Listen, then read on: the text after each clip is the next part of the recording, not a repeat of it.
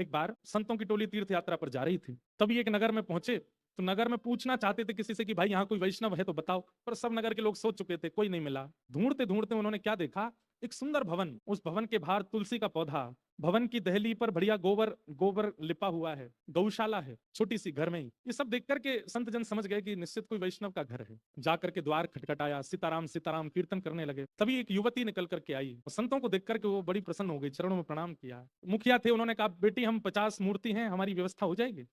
वो तो इतनी प्रसन्न हो गई, महाराज मेरा सौभाग्य कि आप ये सेवा मुझे दे रहे हैं।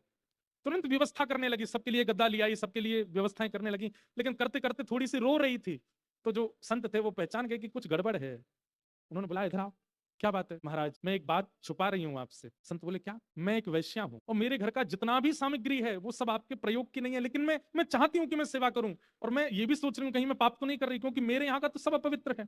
महाराज मैंने जीवन में गुरु की बहुत खोज की, आज तक नहीं मिले, शायद ठाकुर जी ने आपको मेरे गुरु रूप में भेजा।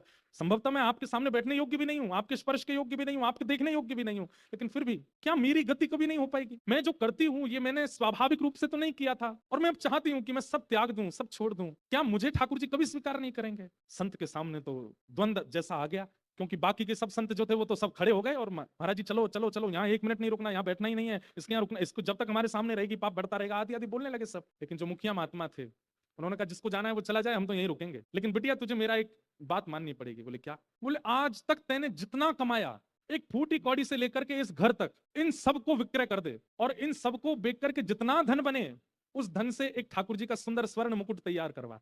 आकृति मैं बताऊंगा, उसमें मणि कैसे माणिक कैसे सब मैं बताऊंगा। अपनी जीवन की सारी कमाई तू लगा करके स्वर्ण लेकर के एक सुंदर मुकुट बनवा दे, और वो ठाकुर जी को जब पधरा दिया जाएगा, ठाकुर जी सहर्ष उसको जब धारण करेंगे, उसके बाद तू अपने सब कार्यों से तिलांजलि देकर के भगवत भजन में लग जाना, ठाकुर जी तुझे स्वीकार करेंगे। लेकिन उससे पहले संचित तेरे पास जितना है वो सब ठाकुर जी को अर्पित कर दे। एक फूटी कौड़ी भी तेरे पास नहीं बचने चाहिए, ये 2 वस्त्रों के अलावा कुछ नहीं, सब कुछ लगा दो। अगर तैयार हो तो ठाकुर जी स्वीकार करेंगे। तो प्रसन्न हो गई, उसने एक बार भी विचार नहीं किया।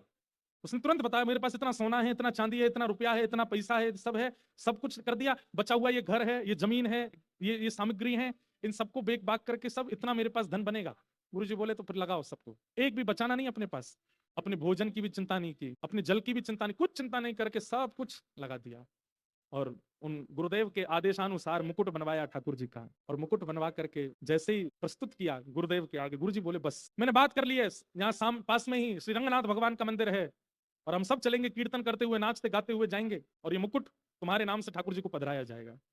निकल पड़े, संतों की टोली कीर्तन करती हुई जा रही है। वो रो रही है कि उसको आज पहली बार लग रहा है कि मैं भी ठाकुर जी को प्रसाद लगा सकती हूँ। अपने संपूर्ण जीवन का चिंतन करती है और बार बार प्रसन्न होती है कि मैं ठाकुर जी को भोग लगाऊंगी, ठाकुर जी को प्रसाद